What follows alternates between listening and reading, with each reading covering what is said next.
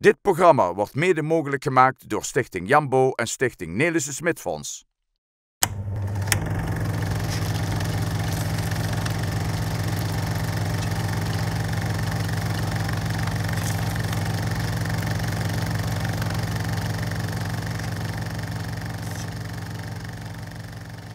In deze uitzending van Venray van Toen besteden we aandacht aan de historie van het veevoederbedrijf Nijssen uit het Veulen. In de afgelopen 30 jaar ontwikkelde het bedrijf zich tot een unieke specialist in het verzamelen en verwerken van reststromen uit de voedingsmiddelenindustrie. Kijkt u mee naar hoe Nijssen deze aanpak omzet in smakelijk voer voor varkens en kippen.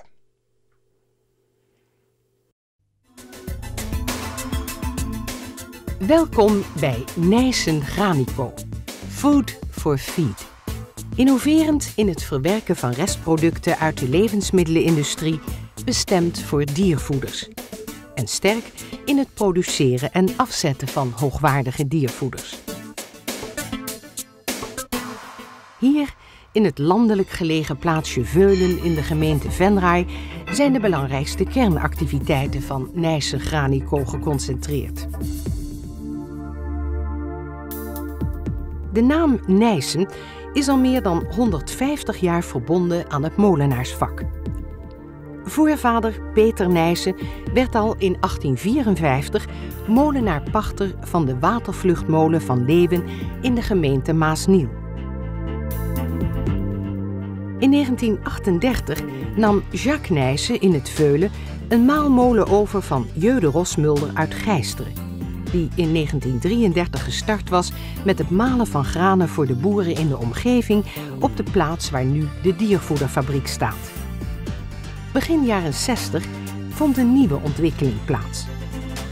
Het zelf mengen door de boeren werd gaandeweg overgenomen door de molenaar.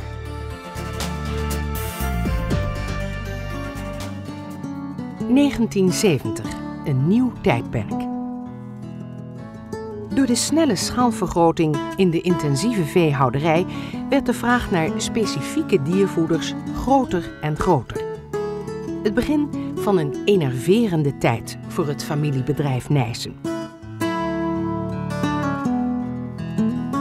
Zoon Pierre had inmiddels de leiding van het bedrijf overgenomen.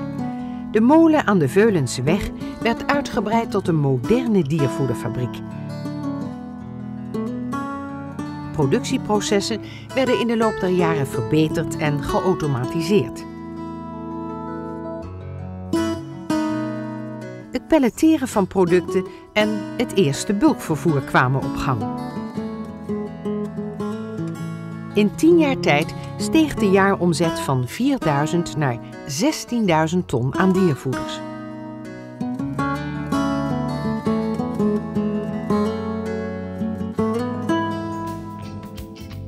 (1989), het jaar van belangrijke ontwikkelingen.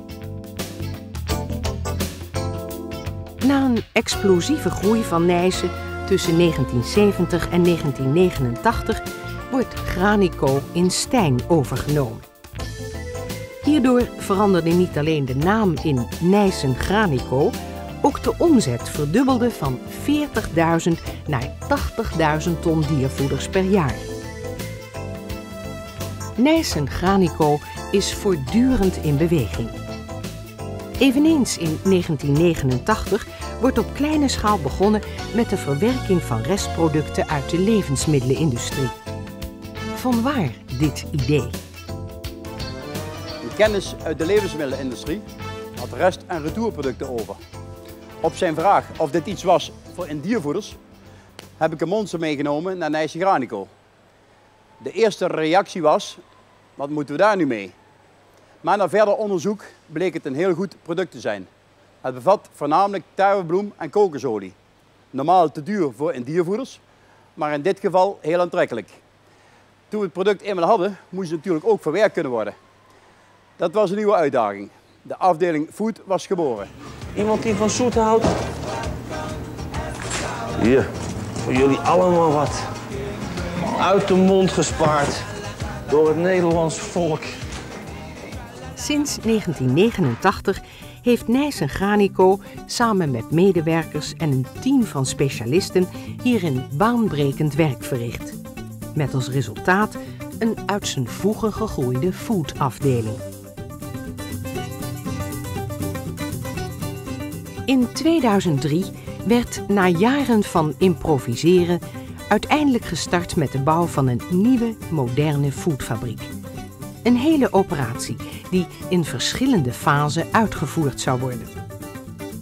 De nieuwe fabriek werd als het ware om de bestaande machines en oude gebouwen heen gebouwd, terwijl de dagelijkse aanvoer en productie gewoon doorgingen. Na een periode van slopen en bouwen is Nijssen Granico anno 2006 klaar voor de toekomst. Heel veel geluk met het nieuwe gebouw. Met extra capaciteit, betere werkomstandigheden en optimale productieprocessen.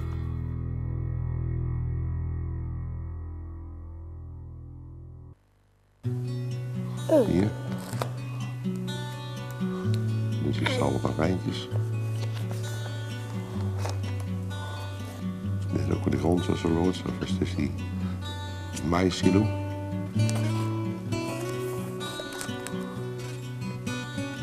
Vrachtauto's rijk. En toen. Ja, dat is ook eentje. Opa, de fabriek ziet er nou toch heel anders uit dan op deze foto's? Daar heb je gelijk in, Rick. Het is nu een hele moderne fabriek. Zullen we er eens naar gaan kijken? Ja, dat is goed.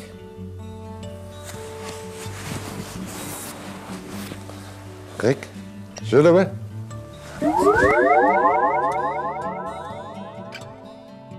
Rick, hier zijn we nu bij de nieuwe fabriek.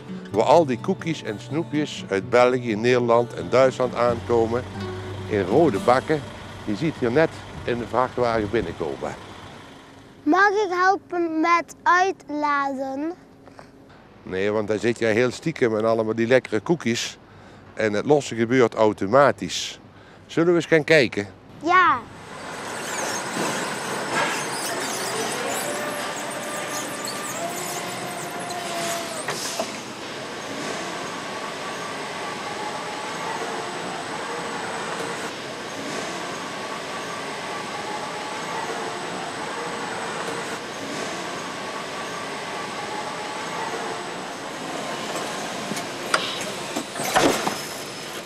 Kijk Rick, we zijn hier bij het Kiepeiland.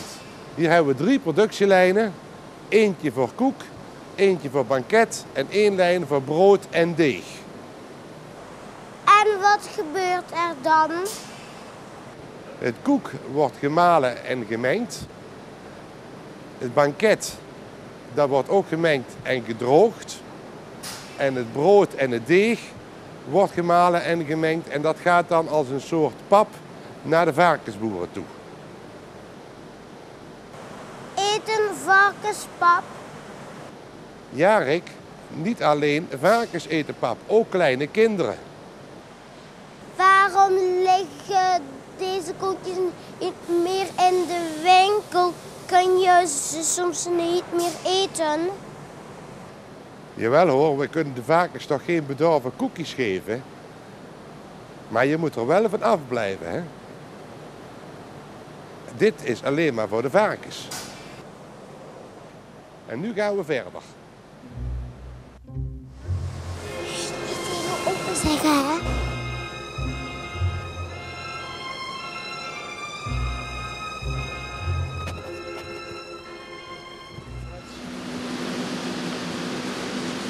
Kijk, dat vak is te leeg, dat is de reserve, dan moeten we een nieuwe product heen. En hier komen we bij de koekjes.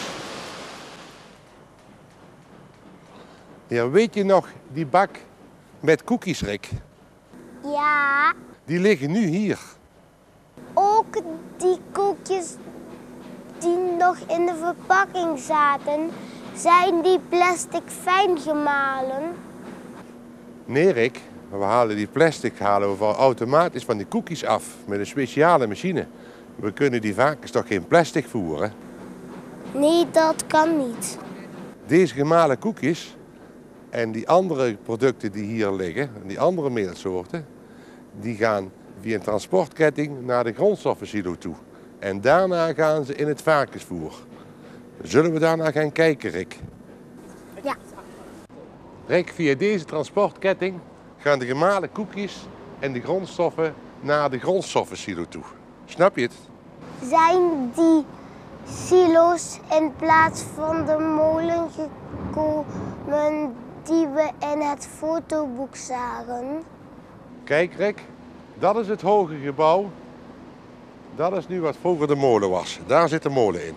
Daar wordt nu het varkensvoer in gemaakt. Waarom is er nu geen molen meer? De molen is toch veel mooier?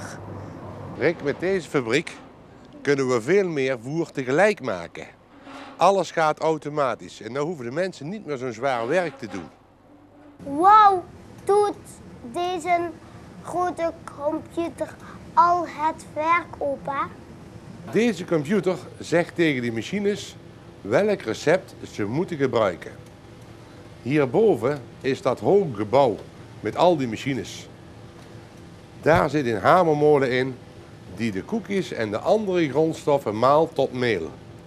Dat is eigenlijk een moderne molen. Daarna doet de machine er nog mineralen, vitamines en snoepsiroop bij.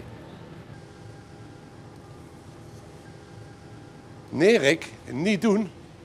Dadelijk dan smaakt het voer niet meer. En dan lussen de varkens het ook niet meer. Ik denk het wel met al dat lekkere koekjes en snoepsiroop.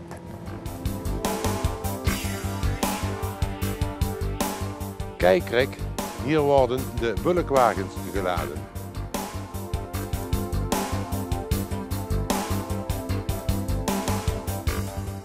Een hoogwaardig en smakelijk product van Nijsse Granico gaat dan op weg naar een van de vele klanten.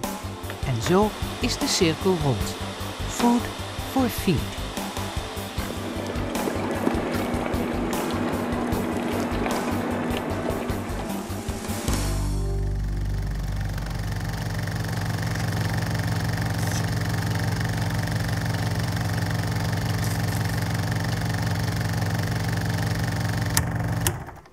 Dit programma wordt mede mogelijk gemaakt door Stichting Jambo en Stichting Nelissen Smit Fonds.